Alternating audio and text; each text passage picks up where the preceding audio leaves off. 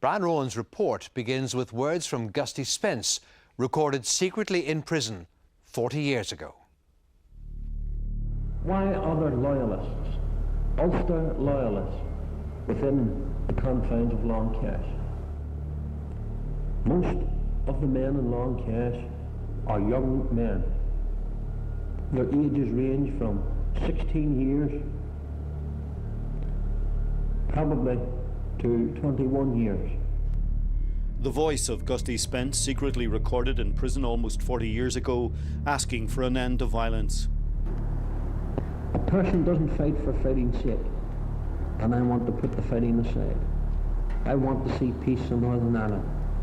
I want to see people sit down in peace and justice, and whatever differences, hammer them out, and make this country prosperous for everyone. 20 years later, the ceasefires were meant to signal that the wars were over. But since then, the peace has been far from perfect, battered again in this violent street play.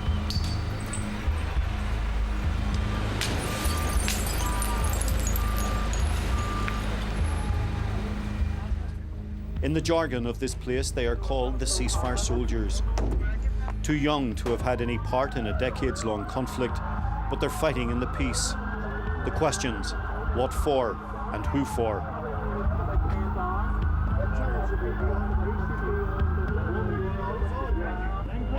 I would say that one of the triggers, to use that word, was the leaflet that was sent out that specifically asked people how they would feel about their flag being torn down.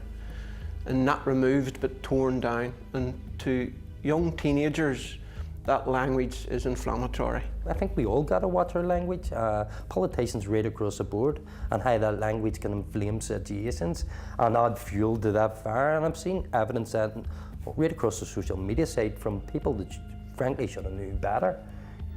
These men know the reality of conflict, know there's nothing romantic about it.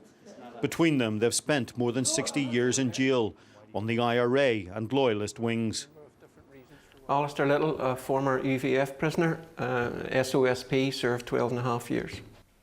I'm Michael Culward. I was a life sentence prisoner for IRA activities. I spent 16 years in Long Case. My name is Shane Walsh. I spent 21 years in Long Case as a result of IRA activities. John Hookcroft, former UDA life sentence prisoner, served 12 years. Around this table, the discussion is not just about flags, but about equality, leadership, or a lack of it, myths and perceptions. I think there's a great misunderstanding of what Republicans are about. Our primary aim is equality. And if Alistair talked about an attack on his Britishness. That's how people see it. I understand that, and in simplistic terms, it could be defined as that. But if you take it in a wider context, if you want respect from me, it has to go in a two-way situation. A lot of these young people are being fed myths.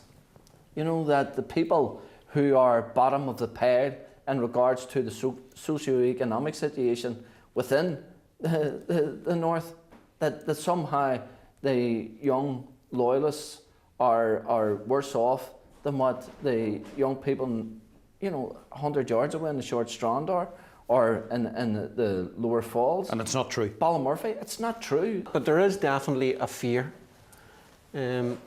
among those young people that their culture is being eroded and that there's double standards that are taking place. There's a lack of trust around their own politicians. Personally, I'm indifferent about flags, but if a flag is put at me as a symbol to put me down, then I might object to it, right? But I don't want this to be about flags, because I don't see it about flags. I see it as about equality. Do people need a flag to fly for 365 days a year to say we're British? Well, they feel it's a part of their identity. I don't think you can take that away from people. Alistair, do you need a flag 365 days to be British? I don't personally, but I think that there's a need for political education on the ground with young people.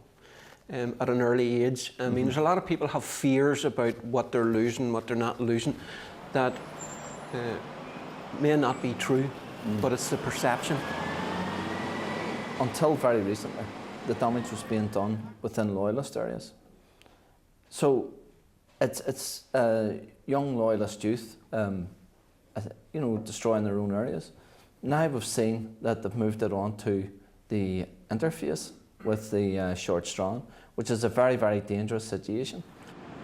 And that's a focus of this conversation, the dangers in the street fight and that need for leadership and for careful, measured words. And there's a lot of people that are calling them scumbags. And they might think that that helps, but it doesn't. They need to understand those young men that are using violence without agreeing or justifying it. Where's it coming from? What is their issues? I mean, even in that East Belfast area, I mean, the Unionist parties haven't even set up a crisis centre and opening it on a daily basis to have people come and talking about what's going on. Now, I'll give credit where it's due. I know a lot of loyalist political ex-prisoners who are out in the streets working very hard to get the people away. I know a lot of loyalists who I personally have had interaction with recently who are making public statements and to a degree are being slightly marginalised in their communities for going against the tide and saying this is not the way to exert change. And I have to say these people should be congratulated. Because there are riots on the street, regardless of how serious they are, and I believe that there is a very good chance of people being injured or seriously injured or even killed. There's still guns out there. There are plenty of guns out there, and there are plenty of people who are willing to use guns if they can get their hands on them. But even so, I think that we are not in the place that we were in back in Of course, I accept that. Yeah. Late 60s. They shouldn't be going down that road of violence. I would have no problem with peaceful protest on a personal level, but the road to violence is the road to nowhere, as you're terming this. A lot of them young people haven't experienced being in prison for 12, 13 years. They haven't experienced people having to come up and visit and missing family members. They haven't carried the coffins of their friends or their families shoulder high down the street. They haven't visited them cemeteries and the jails of our past. And it's about not giving them that as their inheritance. So I think we have to give them more than a counsel of despair that they're currently being given. So it's a time to pause and think, to take steps back. And 40 years after that secret Spence recording, the message from these men is let's not take another generation down the road to jail. Brian Rowan, UTV Live Tonight. Watching that report, the PUP leader Billy Hutchinson, himself a former prisoner, and Sinn Féin councillor Niall O'Donoghue. Billy Hutchinson, you were in jail when Gusty Spence was there. Why is it taking so long to get real peace? Well, I mean, I think because we haven't dealt with the issues. We haven't dealt with how we actually deal with the past. We also haven't dealt with all of the issues that were agreed with inside the Good Friday Agreement. So, we had an agreement, and now we find ourselves still not having anything implemented. We don't have anything that suggests that people should be working together, and sectarianism is alive and well out there in both communities. The reality here is that I think that we need to be very careful that we're not over-egging the pudding here, because I don't know anybody who is calling people on the streets to carry out acts of violence. I think that this stuff has been spontaneous on most occasions, and I think that everybody has argued that we should have peaceful protests. Nobody wants to see young men going to prison. I certainly don't. Not only have I carried coffins of my colleagues who were young, I've also stood at graves and given rations.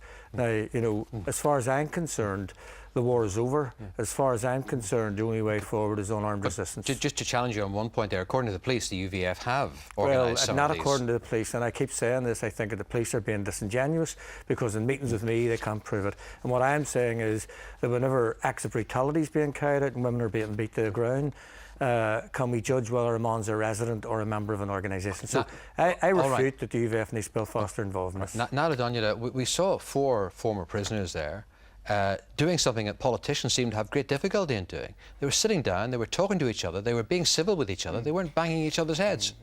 Well, no, and I think it's a fair point and a fair observation. I think it's not happening in isolation, which is a good thing. But I think there is a clear problem.